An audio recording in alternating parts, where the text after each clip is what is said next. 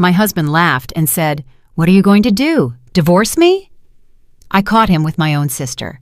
I didn't say a word. I simply walked into the bedroom and started packing a suitcase. They stopped laughing when they saw what I was putting inside. Hello, everyone. Thank you for being here with me today. Before I start my story, I would love to know what city you're joining us from. Please feel free to share it in the comments.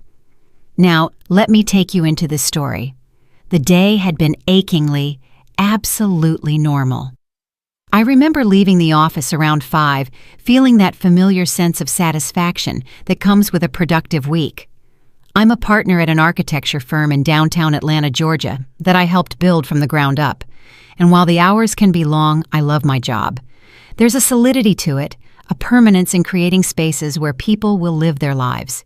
It's a sense of control, I suppose, a feeling that I, too, was the architect of my own life. On the way home, I stopped at an upscale market for fresh pasta and a bottle of Napa Valley Cabernet Sauvignon. Darnell loved it when I made my homemade bolognese. It was a small thing, but after 25 years of marriage, you learn that love often resides in the little things. It resides in knowing his favorite wine, in making his preferred meal on a random Thursday for no apparent reason. Our house was my sanctuary, a beautiful 2-story estate that I designed myself years ago, nestled in a quiet, tree-lined suburb outside Atlanta. Every detail, from the reclaimed oak floors to the Carrara marble in the kitchen, was something I had meticulously chosen. It was more than a house. It was a testament to the life I thought I had built. A life of permanent solidity. When I got home, Darnell was already in the living room, supposedly reading the newspaper, but I could see his phone propped up behind it. "Hey, babe," I said, dropping my keys and grocery bags on the console table in the foyer. "Smells like you took a shower." "Long day," he said, folding the paper with a crackle. "Wanted to wash it off." He walked over and gave me a perfunctory peck on the cheek. It was routine, rehearsed, the kind of kiss that means nothing more than habit. We made dinner together, or rather I cooked while he leaned against the counter and told me about his day. His boss was an idiot. Quarterly reports were a nightmare. The usual complaints. I listened, offered sounds of understanding, and chopped onions. It was the familiar dance of our evenings, a choreography we had perfected over 2.5 decades. After dinner, we settled onto the living room sofa. It was a custom-made plush sectional in a soft gray fabric that had taken me 6 months to choose. I remember thinking about that, the absurd amount of time I'd invested in paint and fabric swatches, all to create this perfect, peaceful home. The gas fireplace was on just for ambiance, its soft orange light flickering over the framed photos on the mantelpiece. Photos of our wedding, him looking so handsome and nervous in his tuxedo. Photos from family vacations in Maui, our faces wind-burned and smiling. Pictures from my younger sister, Kinsley's, college graduation, Darnell and I on either side of her, beaming with pride. A whole life captured in polished silver frames. I was 52. An age when you believe the foundations of your life are set in stone. You've weathered the storms. You've raised your hypothetical children. You've settled into the comfortable, predictable rhythm of a long marriage. You think you know the person sitting next to you better than the back of your own hand. I picked up a design magazine and Darnell was on his phone. He was supposed to be looking up reviews for a new French restaurant to celebrate our anniversary. 25 years, a quarter of a century. It felt monumental, a milestone that deserved champagne and celebration. But he wasn't looking at restaurants. His phone vibrated, a low, discreet hum from inside his pocket. He pulled it out, and his movements were a little too fast, a little too cautious. He angled the screen away from me, a subtle shift of his body that screamed secrecy. It was a small thing, a tiny hairline fracture on the placid surface of our evening. But my architect's eye for detail, for things that are misaligned, caught it immediately. Then he smiled. It wasn't his usual smile. It wasn't the tired, end-of-day smile he gave me, or the polite, thin-lipped smile for the neighbors. This was a secret smile, a private, lit-from-within grin that made his eyes crinkle at the corners. My breath hitched. It was the one he used to give me when we were first dating, when a simple text from me could make him light up from across a crowded room. To see that smile now directed at a cold, bright screen was like a physical blow, a gut punch that left me winded. Another buzz, more smiling. He started tapping with both thumbs, forehead furrowed in concentration, completely and utterly engrossed. The world outside that small rectangle of light, the crackling fire, the soft background music, his 25-year wife sitting 3 feet away, ceased to exist for him. "Find anything good?" I asked. My voice sounded strained and artificially cheerful even to my own ears. He jumped, startled, as if he'd forgotten I was in the room. He quickly locked the phone and placed it face down on the cushion between us. "Oh no, just an old college buddy, Malik. He sent a funny meme about his kid." Something felt deeply wrong. A cold knot started forming in my stomach. Darnell's college friends were my friends too. Malik always sent funny stuff to our old group chat, not Darnell personally in the middle of the night. But I let it go. You don't detonate a 25-year marriage over a text message. You tell yourself you're being paranoid, that it's your own insecurity talking. You tell yourself to trust him. So I tried. I picked up my magazine, but the sleek blueprints and glossy photos just swam on the page. I couldn't focus. All I could see was that smile, that specific, intimate smile that no longer belonged to me. I watched him from the corner of my eye. This man I had shared a bed with for over 9,000 nights, and for the first time in our life together, he felt like a complete and utter stranger. The silence in the room grew heavy, pregnant with all the things that weren't being said. The peaceful home I had designed to be my sanctuary suddenly felt like a theater set, flimsy and false, and I had the terrifying feeling that the curtain was about to drop. The knot in my stomach didn't go away. It stayed there overnight, a cold, hard lump of dread that made sleep impossible. I lay in our bed, listening to the sound of Darnell's steady breathing next to me, and I felt a chasm opening between us. Every time he shifted in his sleep, I flinched. I replayed the couch scene over and over in my head, dissecting every detail, every nuance, trying to convince myself I'd imagined it, that I'd overreacted. But the image of that smile was burned into my mind. The next day, Friday, I tried to immerse myself in work. I went to the office, sat in meetings about load-bearing walls and zoning regulations. I went through the motions of my normal, structured life, but it was like watching a movie of someone else's day. The little voice in my head kept whispering, kept replaying that secret smile. I told myself I was being ridiculous. I was a grown woman, a partner in a successful firm, not some hysterical, insecure teenager. But the feeling wouldn't leave. That night, the fragile peace I'd tried to rebuild was shattered forever. The evening began with a tense, almost suffocating normalcy. I suggested we order takeout, lacking the energy to cook. Darnell agreed immediately, perhaps too quickly. He seemed anxious to keep things simple, to avoid any real conversation. We ate in front of the TV, watching a mindless comedy, the sound of canned laughter filling the space where our own conversation should have been. After dinner, I was in the kitchen rinsing the dishes. Darnell was leaning against the counter, scrolling on his phone again.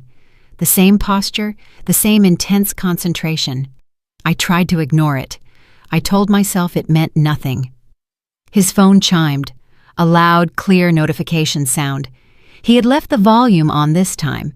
He set it face down on the granite counter, the screen dark, and said, "I'm going to grab that bottle of Cabernet from the pantry, the good one." He walked out of the kitchen, and in that moment, the universe or fate, or whatever you want to call it, gave me a choice. I could respect his privacy. I could go back to my bubbling sink of soapy water, dry the dishes, and live with the persistent, corrosive uncertainty for the rest of my life. Or I could know. I stood there for 10 long seconds, my heart hammering against my ribs. I could hear him rummaging in the pantry, humming a little tune. The sound was so normal, so domestic, it made the situation feel even more surreal. "Just flip it over, Simone," the voice in my head urged. "You have to know." My hand shook as I reached for the phone. It felt heavy in my grasp, as if it held the weight of my entire future. The glass was cold and smooth against my skin. I took a sharp, shallow breath and flipped it over. The screen lit up, and there it was. A text message notification preview, crystal clear. My brain registered the words before I could process the horror.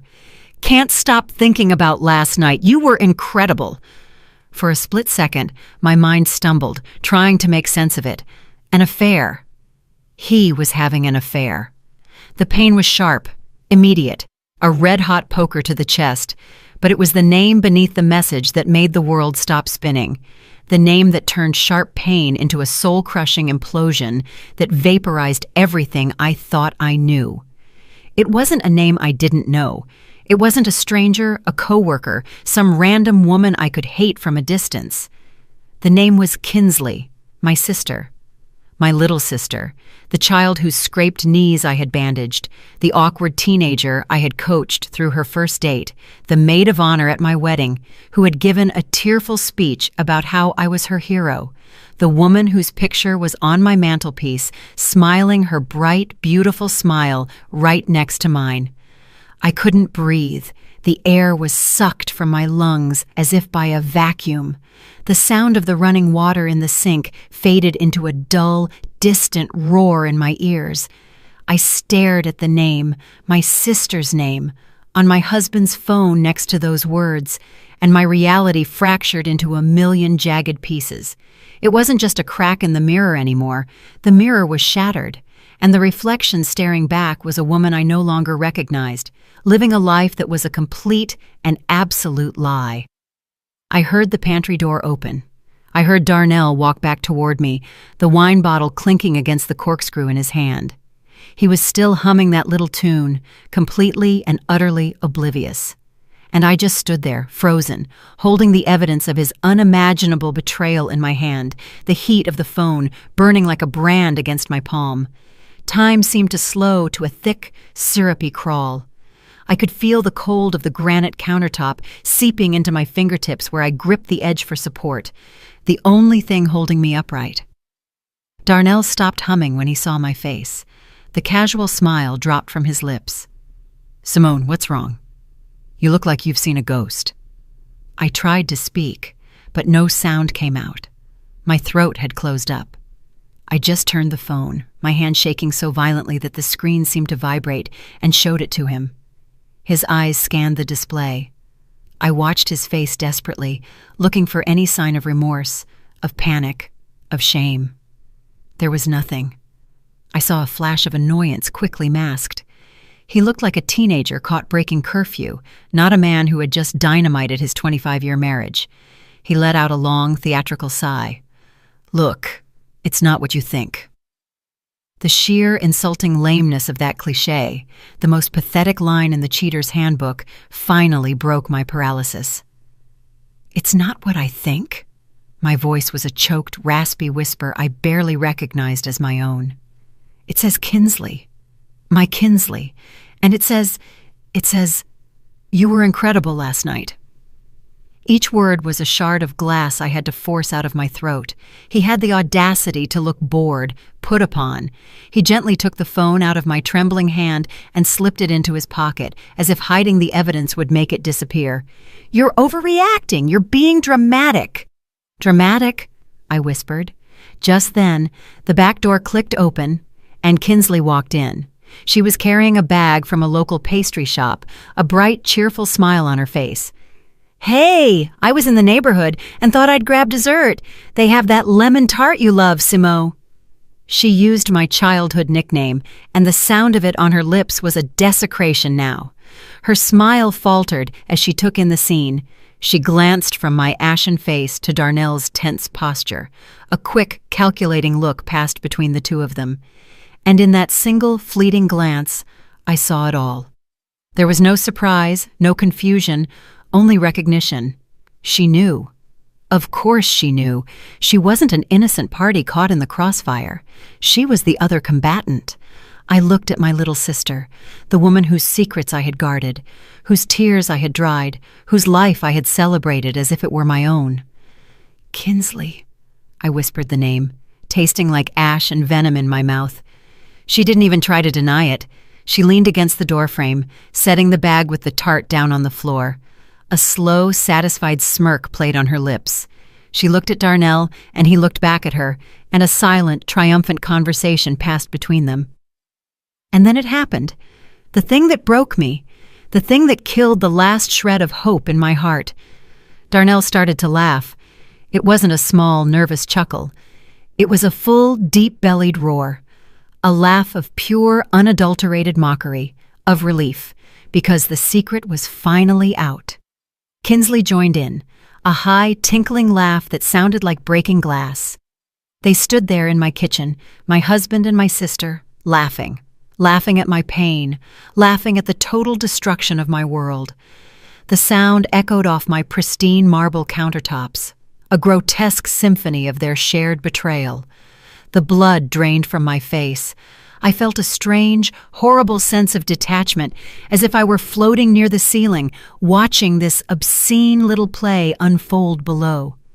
The woman standing there, with her face like a mask of silent horror, couldn't possibly be me. Between gasps of laughter, Darnell finally managed to speak, wiping a tear of exhilaration from the corner of his eye. The words he said will be etched into my memory, branded onto my soul until the day I die. "Oh, come on, Simone," he wheezed, still chuckling. "It's not that big a deal. What are you going to do? Divorce me?" And in that moment, with his cruel laughter ringing in my ears, something inside me didn't just snap. It died. The loving wife, the trusting sister, the woman who built her life around these two people, ceased to exist, turning to dust and blowing away. And in her place, something cold, hard, and silent began to form, like a diamond under unimaginable pressure. I didn't scream. I didn't cry. I didn't hurl the heavy cast-iron skillet at his head, though the image flashed through my mind with vivid clarity. I simply stood there, an empty shell. The laughter finally died out, settling into an uncomfortable silence as they realized I wasn't reacting. They looked at me, a little confused now, their shared amusement giving way to a flicker of awkward uncertainty. "Simone, say something," Darnell said, his tone still light, but with an underlying edge of command. He was used to me reacting, to us talking things out. My silence was a variable he hadn't planned for. I didn't. I turned my back on them, a simple, deliberate movement. I walked out of the kitchen. I crossed the dining room with the long mahogany table where we had hosted so many family Christmases and began to climb the grand, curving staircase. Each step on the plush carpet felt heavy, monumental. I could hear them following me, their hesitant footsteps on the hardwood floor below. "Where are you going? We're talking about this!" Darnell yelled, a note of panic creeping into his voice. But we weren't talking. They were laughing. I was done talking, forever. I walked into our bedroom, the place that had been my sanctuary, the king bed with the ridiculously high thread count sheets I had insisted on, the matching walnut nightstands, the life we had built, contained in those four walls. I went straight to the walk-in closet, a space I had designed to be organized and serene. On the top shelf, covered with a canvas dust bag, was a set of hand-stitched Italian leather suitcases. I had bought them for Darnell for our 20th anniversary, for that trip to Italy we took. He had loved them, showing them off to anyone who would listen. I pulled down the largest suitcase. It was heavy, beautifully made, a symbol of our shared history, our travels, our life together. I laid it on the pristine white duvet of our bed and pulled it open with a firm, decisive tug. They were standing in the doorway now, watching me, their expressions a strange mix of apprehension and lingering arrogance. "What are you doing?" Kinsley asked, her voice tinged with mocking curiosity. "Packing him up, kicking him out? A little dramatic, don't you think?" I ignored her. I walked to my side of the closet. My clothes hung in neat rows, organized by color and season.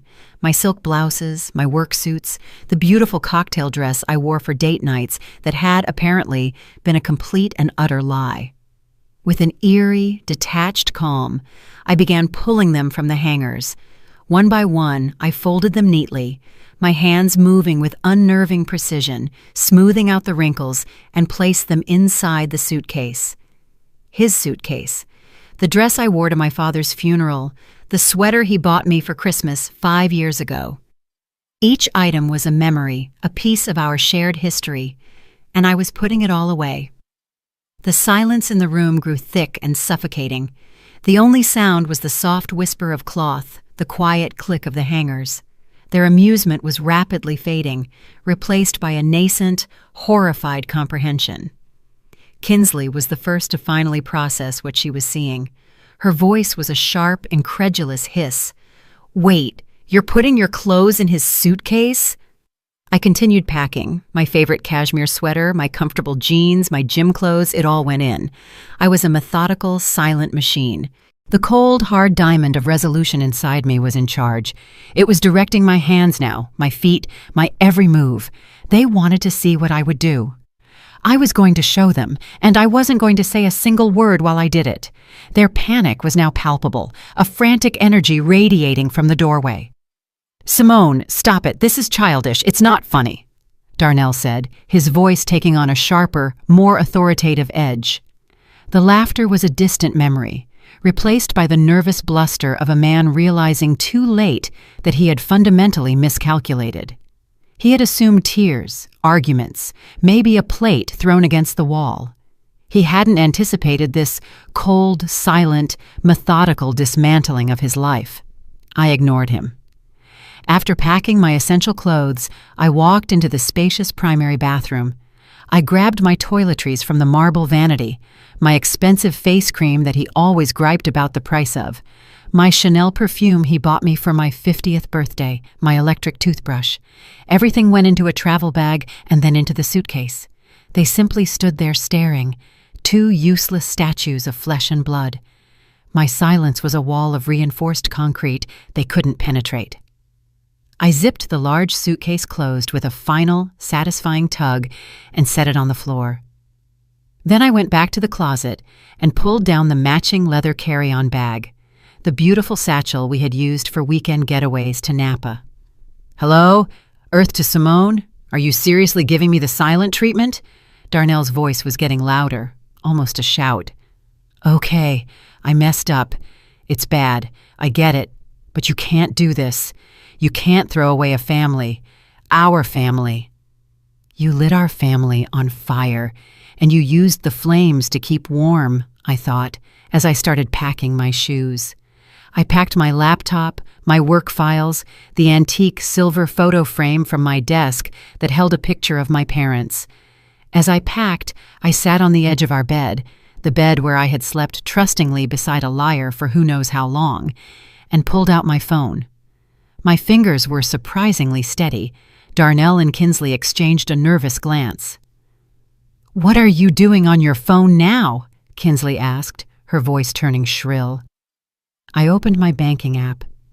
It was a blessing, truly.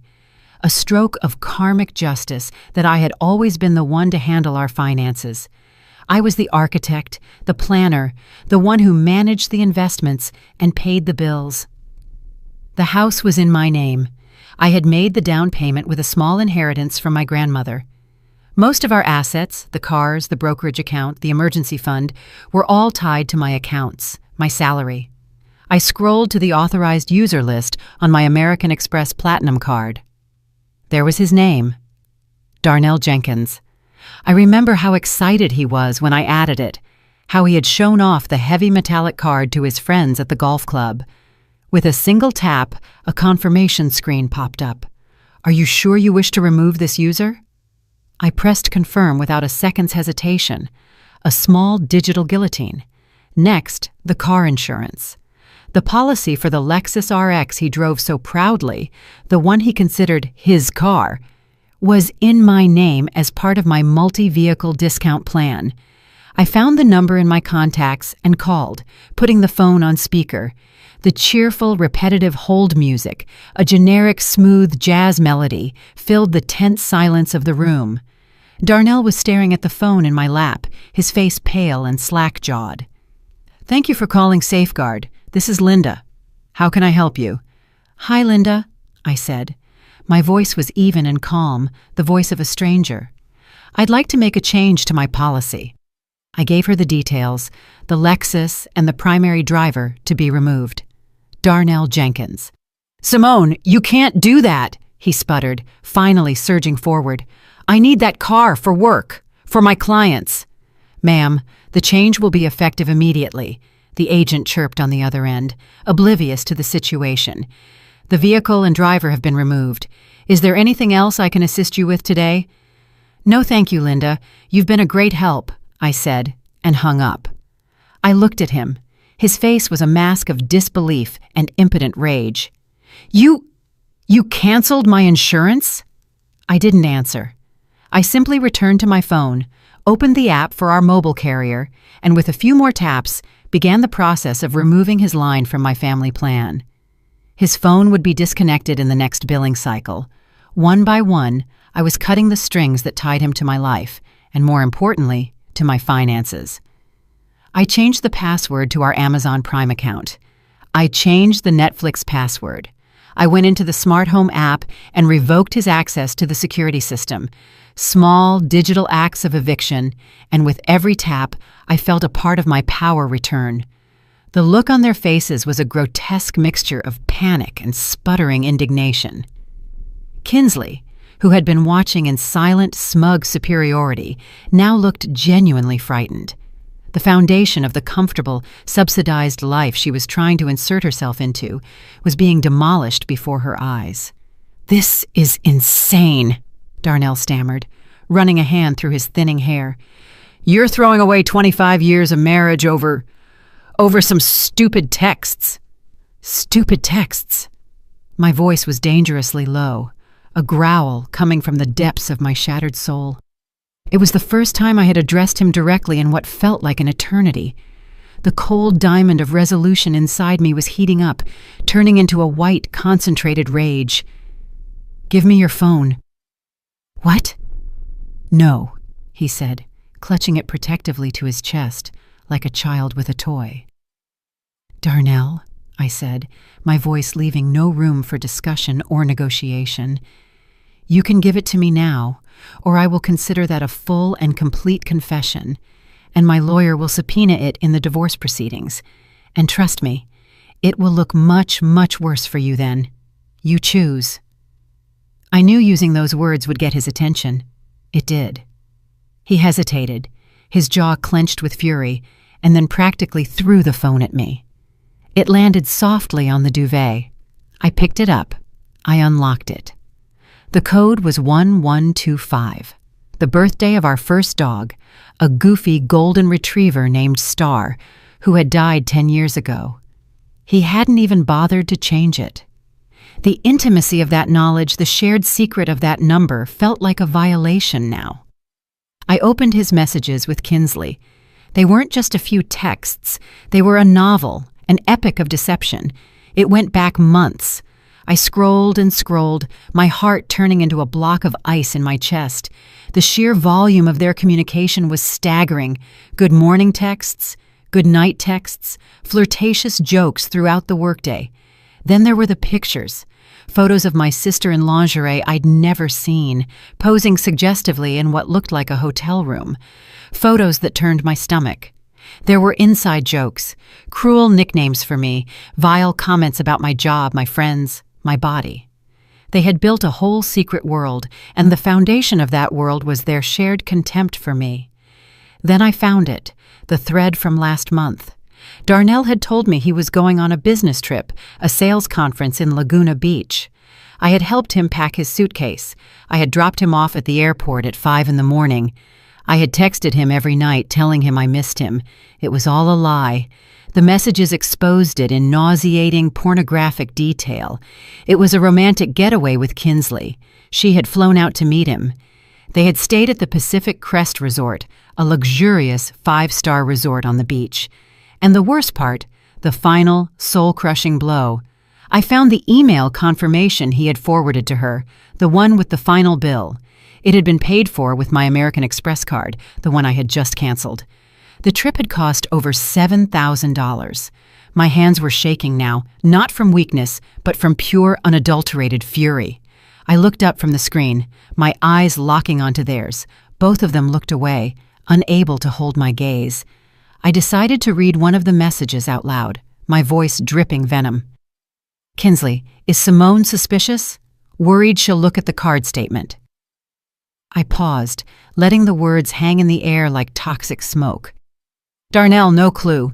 She's too busy managing her little empire to notice me. Besides, she thinks my promotion is coming through, so she won't question any charges right now. She's predictable.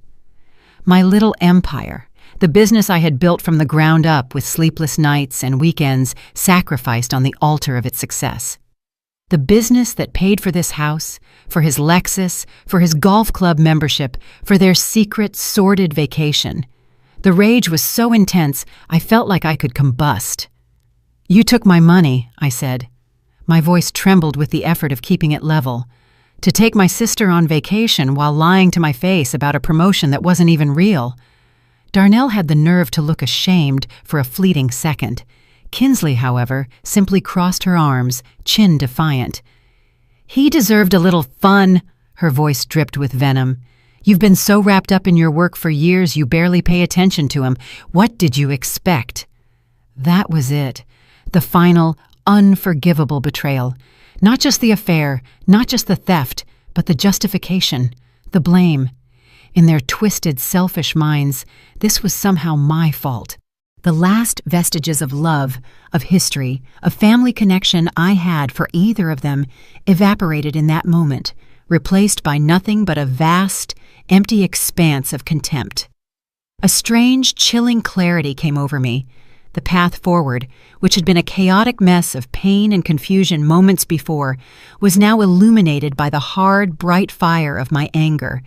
There was nothing left to salvage here, and nothing left to say to these two monstrously self-centered people. I closed his phone and tossed it onto the bed. Then I pulled out my own phone again. For the last time in this house. My fingers flew across the screen, my movements efficient and precise. What now? Darnell asked, his voice weary, as if he were talking to a wild animal he wasn't sure would attack. Who are you calling now? I didn't answer him. I called my best friend Ava. We'd been friends since college. We'd leaned on each other through everything. She answered on the second ring.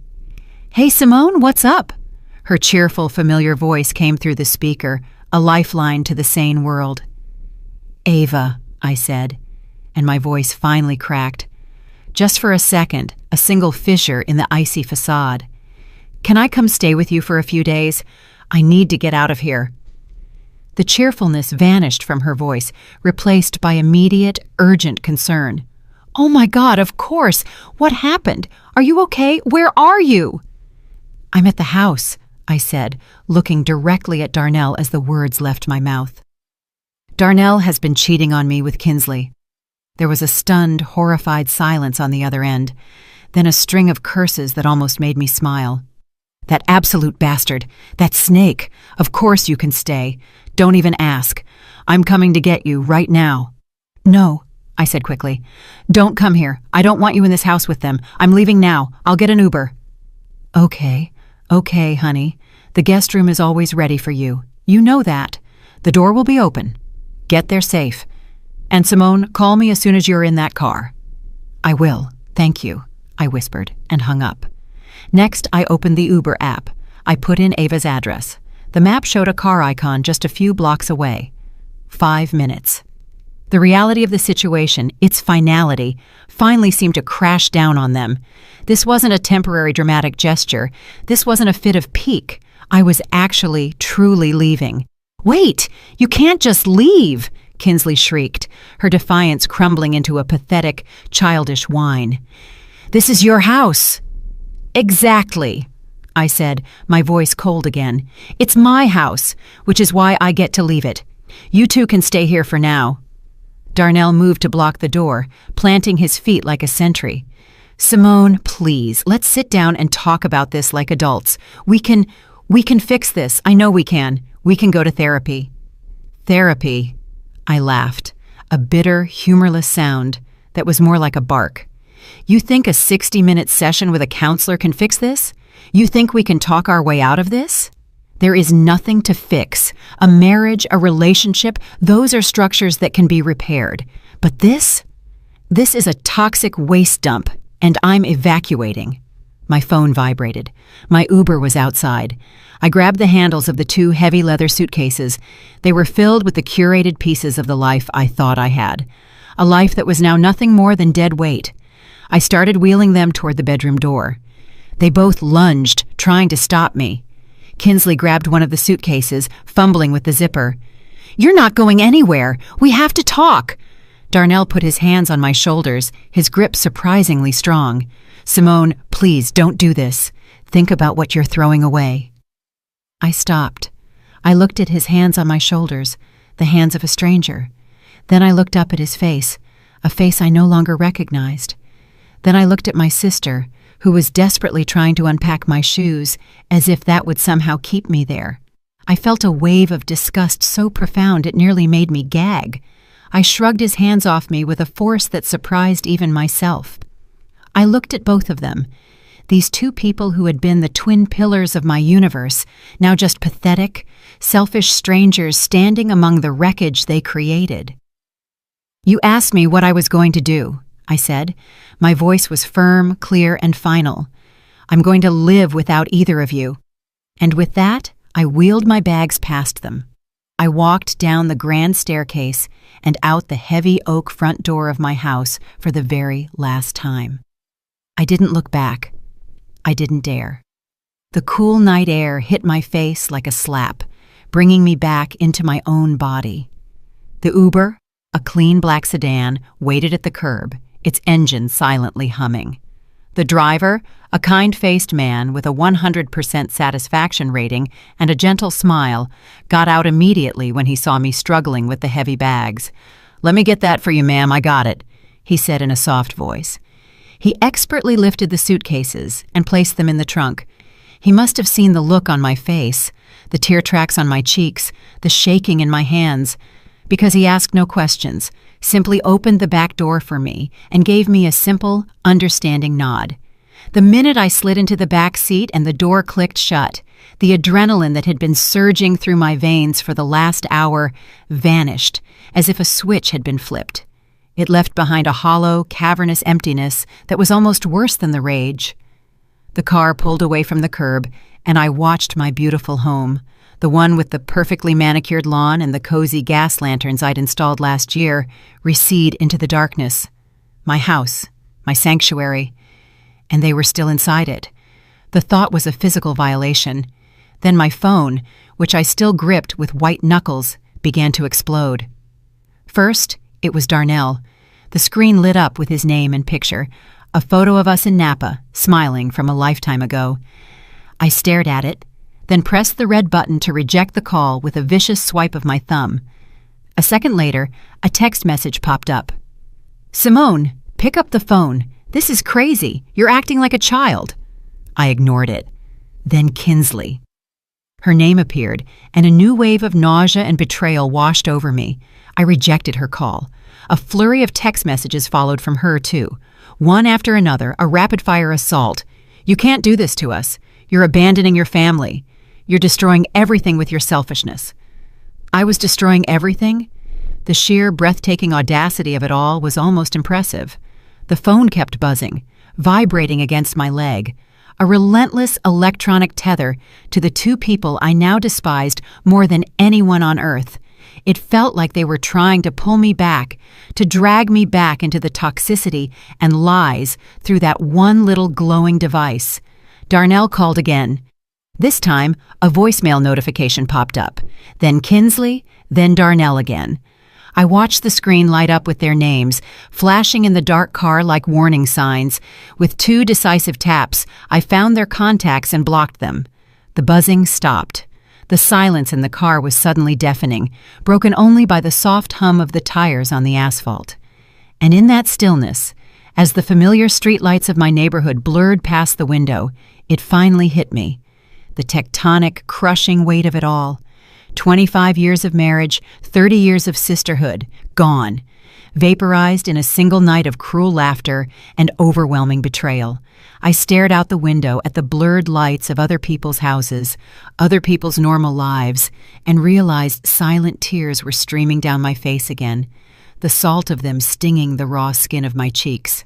I wasn't sobbing. It was a silent, desperate kind of weeping for a life that was now over, for a future that had been stolen from me. The driver glanced at me in the rearview mirror, his expression filled with concern. "You all right, ma'am?" he asked quietly. I couldn't find my voice to answer, so I just nodded, a small, pathetic shake of my head. Then I whispered, mostly to myself, a promise to the broken woman reflected in the window. "I will be." And in the quiet of that car, with my whole world stuffed into a suitcase that wasn't even mine, I felt completely and utterly alone. But telling this story, sharing this with you, makes me feel a little less alone. If you're still listening, please help me out by liking this video and commenting the number 1 down below. That way, I'll know you're my amazing supporters, and I'll understand that you're with me on this journey. Your support is an incredible encouragement to me. Please comment the number 1 so I can recognize you. And now, please listen as I continue my story. The first night at Ava's house was a blur of shock and exhaustion. She met me at the door, wrapped me in a massive hug, and didn't let go for a full minute. She didn't press me for details, didn't ask a million questions. She just guided me to her guest room, a cozy, safe space, and brought me a mug of tea and a glass of whiskey and an Advil PM. I think I slept, but it was a fitful, nightmare-ridden sleep, haunted by the sound of their laughter. I woke up on Saturday morning feeling like I'd been in a car crash. Every part of me ached, but the cold core of resolution inside me was still there. It had hardened overnight into something unbreakable. Ava was my rock. She sat with me at her kitchen table while I stared into a cup of coffee, and when I was ready, she didn't offer platitudes. She offered a plan. "Okay," she said, her voice firm. "What's step 1? "A lawyer," I said, my own voice surprising me with its steadiness. "Not just any lawyer, the best, most ruthless divorce attorney in the city." Ava nodded, already typing on her laptop. "I know one. They call him the Shark. He handled my cousin's nasty divorce." By 9 a.m. Monday, I was sitting in the sterile, overly air-conditioned office of Mr. Sterling A. Vance, a man with a shock of white hair, piercing blue eyes, and a reputation for being a shark in a $3,000 suit. I needed a shark.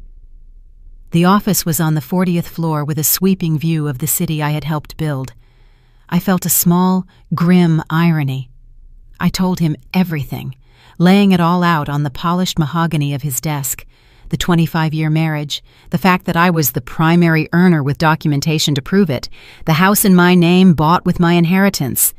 I explained the financial entanglement, the cars, the accounts. Then I told him about Darnell and Kinsley and the events of Thursday night. I had saved the text messages from their friends and the unblocked numbers. I played him the voicemail messages they had started leaving, a pathetic, chaotic mix of feigned remorse, furious accusations, and desperate pleas. Mr. Vance listened patiently, his face impassive, occasionally taking notes on a yellow legal pad. He didn't interrupt. When I finally finished, my throat raw, he removed his gold-rimmed glasses and slowly polished them with a silk cloth. "Well, Simone," he said. His voice was quiet and deeply reassuring. "This is a mess, a heartbreaking, despicable mess, but from a legal standpoint, it is remarkably clean." He confirmed what I already suspected. Since I was the sole owner on the house deed, Darnell and Kinsley were, in legal terms, squatters. They were my guests, and their invitation had been soundly revoked. "We will file for divorce proceedings immediately. We'll cite adultery with special prejudice," he explained, his voice crisp and professional. "We will also file an emergency order to freeze all joint assets, though it appears there are very few, and most importantly, we will serve them with a formal, legally binding eviction notice. They will have 30 days to vacate your property. If they refuse, we will have them removed by the marshal's office." The words felt both terrifying and empowering. Eviction, marshal's office. This was real. This was the machinery of my freedom. He drew up the documents right there, his paralegal springing into action. The formal notice was sent out with a process server that very afternoon. I paid the extra fee to have it delivered immediately. I imagined the scene, a severe-looking stranger showing up at the door of my beautiful home and handing them the crisp, cold legal documents demanding they leave. Their reaction was immediate and nuclear. My phone, which had been blissfully silent since I blocked them, started buzzing with notifications from unknown numbers and newly created email addresses. They had resorted to new tactics to circumvent my blocks. The emails were a torrent of rage and delusion. Darnell, using a new Gmail account, wrote, "An eviction notice? After everything I've given to this family? After all the support I've given your career? You are going to hear from my lawyer. You can't just kick me out onto the street." Kinsley, from an equally new account, wrote, "You are a cold, heartless monster. I am your sister. I have rights as a resident. I am not leaving. This is my home, too." I immediately forwarded every single message to Mr. Vance with the simple note, "For your file." He replied almost instantly, "Excellent. Each message is another nail in their coffin. Keep documenting everything." The battle lines had been drawn. They thought they could intimidate me, that they could harass me into compliance with empty threats. They had forgotten who they were dealing with. They had forgotten that I was the one who had built the empire they were so comfortably installed in, and I was about to remind them with the full force of the law on my side. I knew it would come. I had dreaded it more than the confrontation with Darnell and Kinsley, more than the meeting with the lawyer, the phone call. It came on a Saturday morning, a week after I left. I was at Ava's kitchen table sketching designs for a new project in a notebook, trying to find some semblance of normalcy in the meticulous, ordered world of lines and angles. The phone rang, and the caller ID showed a number I knew as well as my own. Mom. My hand hovered over the phone. A part of me, the wounded child part, wanted to simply let it ring, to retreat into the safe cocoon of silence I was building around my broken heart. But the architect in me, the part that faces problems head-on, knew I couldn't. I had to confront this. I took a deep, bracing breath and answered. "Hello, Mom." "Simone! Thank goodness." Her voice was frantic, breathless, with a manufactured drama I knew too well. "I've been calling and calling. Kinsley finally told me what happened. She said you had some kind of breakdown, a horrible misunderstanding, and you kicked them out of the house." A breakdown. A misunderstanding. That was the story they were spinning. Of course, it painted me as the unstable one, them as the victims. It was masterful in its cruelty. "That's not what happened, Mom," I said. My voice was tired, devoid of the energy needed for this fight. "Simone, how could you do this?" She continued without listening, a tidal wave of guilt. "That's your husband of 25 years. And Kinsley, for God's sake, Simone. She's your sister, your little sister. She called me sobbing. She says she has nowhere to go. You can't just throw your own sister onto the street." The unfairness of it all was like a physical blow.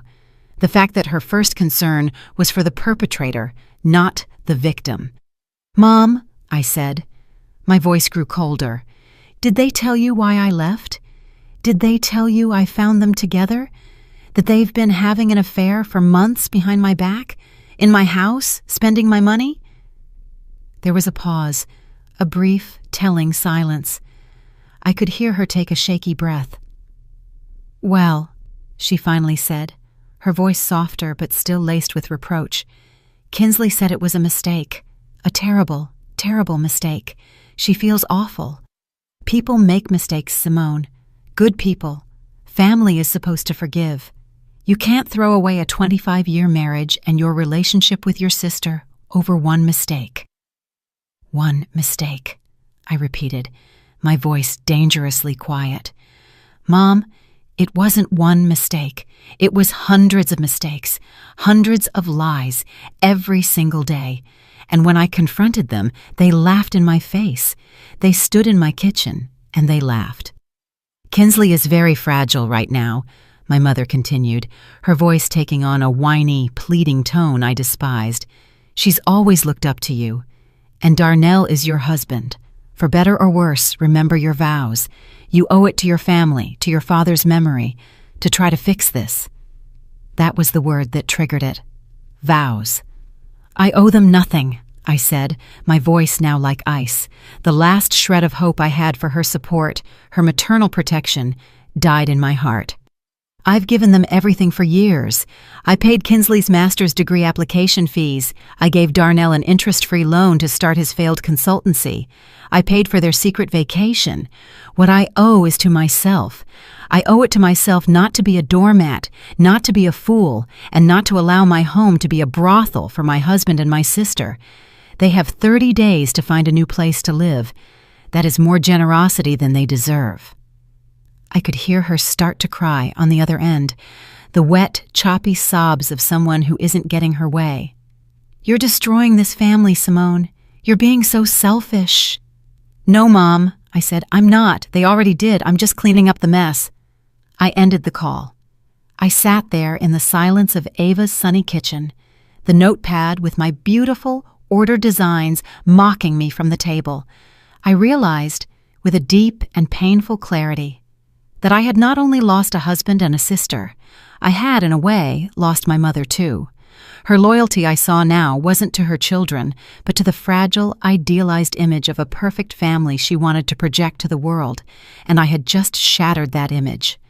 I was truly, completely alone.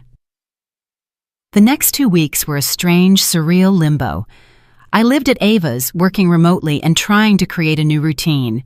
Ava was a saint, giving me space when I needed it, and forcing me to eat when I forgot. The days were a haze of legal emails, work calls, and long, aimless walks.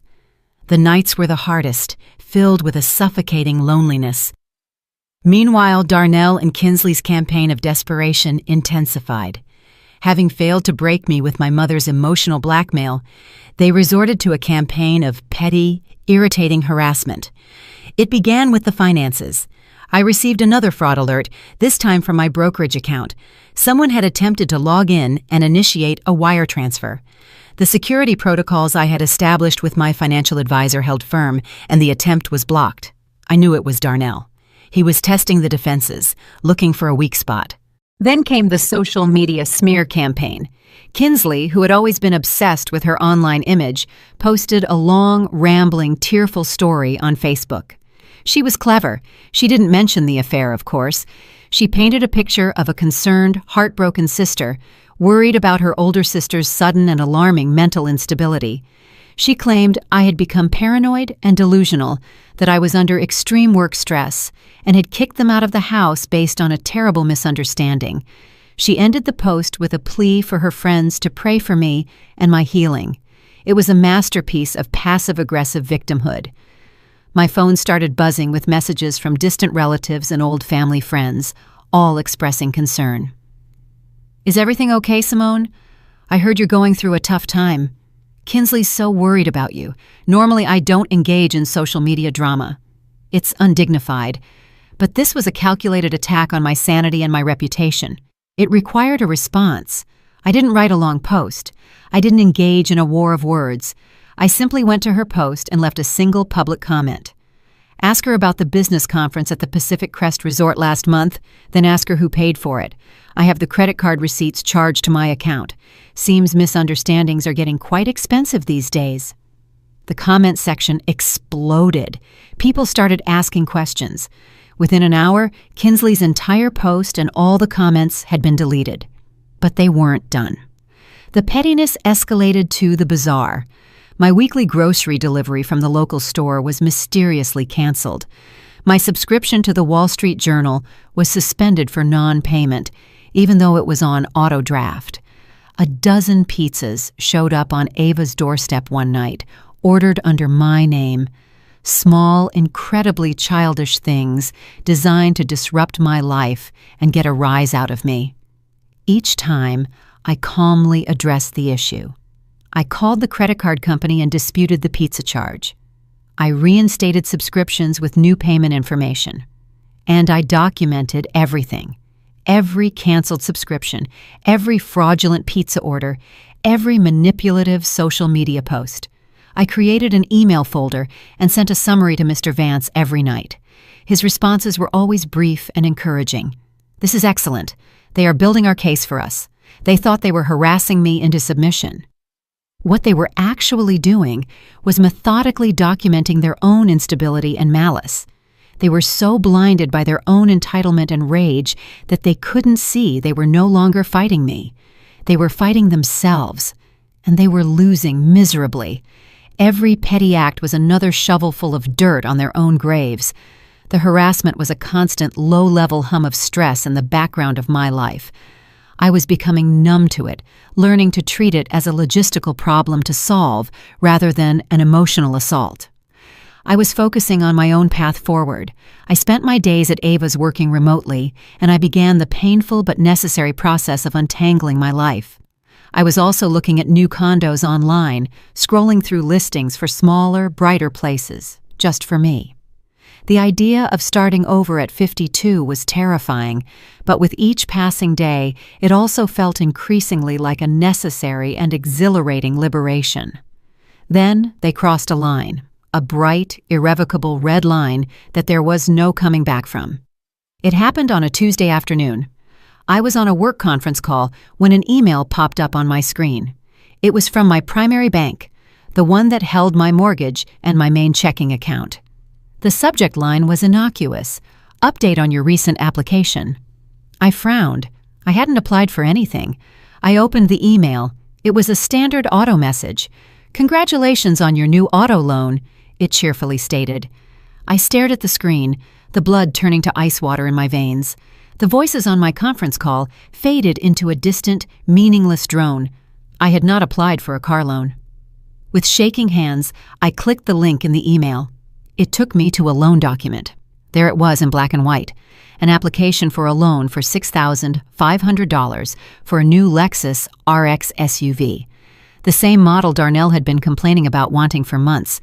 It had been filed online using my full name, my address, my date of birth, and my social security number. And because of my excellent credit history, it had been instantly approved. I felt like I was going to vomit. This was no longer just pettiness, no longer childish harassment. This was a crime. This was calculated criminal identity theft. They were trying to saddle me with crippling debt, to ruin the financial stability I had worked my entire life to build. I excused myself from the conference call, my voice a tight whisper. I immediately called the bank's fraud department. The woman on the other end, a calm professional named Linda, listened patiently as I frantically explained the situation, my voice trembling with a mixture of rage and fear. "Yes, ma'am. I see the application here," she said after a few moments of typing. "It was submitted this morning from an IP address linked to your home Wi-Fi network." Of course it was. They had used my own internet service, the one I paid for, to commit a felony against me. The audacity was simply unbelievable. Linda immediately froze the loan and opened a high-priority investigation. But I knew I couldn't stop there. This was no longer just a messy, painful divorce. It had escalated to something far more dangerous. With a heavy heart and a sense of grim finality, I did something I never in my worst nightmares thought I would do. I picked up the phone and called the police department. I asked to file a formal complaint for identity theft and attempted aggravated fraud against my husband, Darnell Jenkins, and my sister, Kinsley Martin. I had to go down to the local precinct. I sat on a sterile, uncomfortable plastic chair under flickering fluorescent lights and recounted the entire sordid story to a weary-looking Detective Shaw. I had to give him my social security number, my date of birth, all the intimate details of my life they had stolen and twisted for their own gain. I showed him the emails, the eviction notice, the loan application. Detective Shaw was surprisingly kind, his eyes filled with a tired compassion. "Ma'am," he said when I finished, leaning back in his squeaky chair, "you did the right thing. We see this kind of thing. Coercive control, financial abuse, more than you imagine in contentious separations. You've given us a very clear motive and a digital trail to follow. We'll open an investigation immediately." When I walked out of the precinct into the setting sun, I didn't feel triumphant. I just felt empty and incredibly sad. They had been so consumed by their greed and their pathological desire to hurt me that they had been willing to risk their own freedom. They had forced my hand, and now the consequences would be out of my control. The family drama had become a police matter, and I knew with chilling certainty that this was the beginning of the end.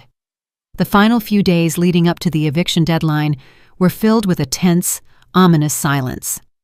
The harassing emails stopped. The unknown numbers stopped calling. It was the calm before the storm, a dead, heavy stillness that was more unnerving than their noise. I spent the time in a whirlwind of activity, finalizing the lease on a new apartment and arranging the move, trying to focus on the future instead of the impending confrontation. The 30th day arrived. It was a gray, overcast Friday morning. The sky threatened rain. Mr. Vance had arranged to meet me at the house at 10 a.m. to formally take possession. He had been adamant. "Do not go alone, Simone. I will be there, and I have already coordinated with the police. 2 officers will meet us there as backup."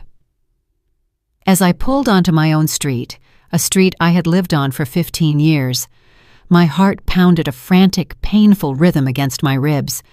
I saw Mr. Vance's black Mercedes parked behind 2 official police department vehicles. He was waiting on the curb, his face grim, a leather briefcase in his hand. "They are still inside," he said quietly as I approached. They refused to open the door for the officers.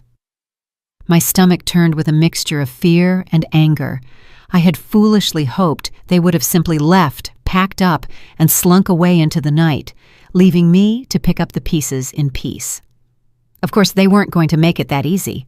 The 2 police officers were professional and stern. They were large men, and their presence was both intimidating and deeply reassuring. The senior officer knocked on the heavy oak door one last time, his knuckles making a loud, authoritative sound. "Police! Open the door!" Silence. "All right," he said. Turning to his partner, he used a lock-picking tool, and the door clicked softly open. "Ma'am, Mr. Vance, please stay behind us." They stepped inside. The first thing that hit me was the stench, a foul combination of stale cigarette smoke, rotting garbage, and cheap air freshener. The house, my beautiful, pristine house, was ruined. The flawless oak floors were scratched and stained. There was trash everywhere. Greasy pizza boxes, empty wine bottles, overflowing garbage bags piled in the corners. My beautiful silk drapes had been torn down from the rods. The plush gray sectional sofa had a long, deliberate slice in the cushions, its white stuffing spilling out like entrails. The framed photos on the mantelpiece had been smashed, the glass crunching under our feet as we walked. My life in silver frames, shattered, and on the living room wall, right above the fireplace, written in what looked like bright red lipstick, were the words, "Witch, Gold Digger." I felt a wave of dizziness and leaned against the doorframe for support. This wasn't just mess, this was malice. It was a deliberate, hateful act of desecration. We found them in the primary bedroom, sitting on the edge of the bare mattress, which was also stained. They were surrounded by a few hastily packed bags. They looked pathetic, defeated. Their sharp clothing was wrinkled, their faces pale and drawn. The arrogance was gone, replaced by a sullen, childish resentment. "You are required to vacate the premises immediately," the lead officer said, his voice booming in the ruined room. Darnell just stared at the floor, refusing to look at me. But Kinsley, my sister, looked up, her eyes filled with pure, venomous hatred. "I hope you're happy, Simone," she spat, her voice cracking. "You destroyed everything." "I didn't destroy anything, Kinsley," I said. My voice was shaky, but clear. "I just turned on the lights." Just as the officers prepared to escort them out, there was a knock on the open front door. 2 new figures appeared in the hallway. They were in plain clothes, a man and a woman, and they flashed badges and leather wallets. "Judicial Police," the man said, his eyes scanning the room. "We're here to speak with Darnell Jenkins and Kinsley Martin." A new kind of fear, cold, sharp, and completely different from the fear of eviction, crossed Darnell and Kinsley's faces. This was no longer about the house. The lead detective, whom I recognized as Detective Shaw from the precinct, addressed them. "We have a warrant to search the premises and to seize any electronic devices. This is related to an ongoing investigation into a felony of identity theft and bank fraud." Kinsley burst into tears, a high, wailing, theatrical sound. Darnell simply collapsed, as if all the bones had been taken out of his body. He looked 20 years older. The detectives read them their rights, the familiar words from TV crime shows now a chilling reality in my own bedroom. They placed my husband and my sister in handcuffs as they led them out of the house, past the remains of the life we once shared. Darnell finally looked at me. There was no anger in his eyes, just a hollow, empty despair. He knew it was all over. I stood there in the middle of my ruined home and watched them being ushered into the back of separate, unmarked police cars. I didn't feel happy. I didn't feel victorious. I only felt an overwhelming, profound sense of silent, blessed relief. The storm had finally passed. The house was a wreck, but it was my wreck, and it was finally quiet. The months that followed were a painful, methodical process of cleanup. There was the physical cleanup, which required a professional team specializing in biohazards and property damage. It took weeks. There was the legal cleanup, which involved endless meetings with Mr. Vance, insurance adjusters, and the district attorney's office. And then there was the emotional cleanup, the hardest part of all, which is still ongoing. The legal case against them was a slam dunk. The detectives found the loan applications and a wealth of other incriminating evidence on Darnell's laptop, which had been seized from my bedroom. Faced with irrefutable digital proof, both he and Kinsley accepted a plea deal to avoid a longer, more public trial. They avoided jail time, a fact that initially infuriated me. But Mr. Vance helped me see it another way. "A trial would have been a circus, Simone," he had said. "This is cleaner, and the consequences are still severe." He was right. They were sentenced to 5 years of supervised probation. They were ordered to pay restitution for the damages to the house, and they had to complete 500 hours of community service. Both of them now had criminal records. Their professional and personal lives were in ruins. Darnell was fired from his job. Kinsley's nursing license was put under review. They became pariahs. The divorce was finalized quickly and quietly. Thanks to their criminal actions and the mountain of evidence of adultery and financial abuse, Darnell got nothing. The house, the savings, the investments, my retirement plan, it was all protected as my separate property and personal earnings. He left with his clothes, his debt, and his criminal record. The last I heard from a mutual acquaintance was that he was living in a cheap rented apartment across town, working a low-level sales job selling office supplies. Kinsley's fate was in some ways even sadder. My mother, finally forced to face the ugly, undeniable truth, was devastated. She tried to support Kinsley, but their already strained relationship fractured under the weight of shame and disappointment. Kinsley lost most of her friends, who were horrified by what she had done. She moved to another state to live with an aunt, trying to escape her ruined reputation. We haven't spoken a single word since the day she was arrested. Sometimes I wonder if I ever will hear from her again. As for me, I couldn't stand to stay in that house. I couldn't sleep in that bedroom or cook in that kitchen. It was tainted with too many bad memories, stained by their betrayal. I had the professional crew restore it to its former beauty, every wall repainted, every floor refinished, and then I put it on the market. It sold in 1 week. With the proceeds, I bought a small, sunny, 2-bedroom condo in a modern high-rise in the city. It has a balcony overlooking the park, and it's all mine.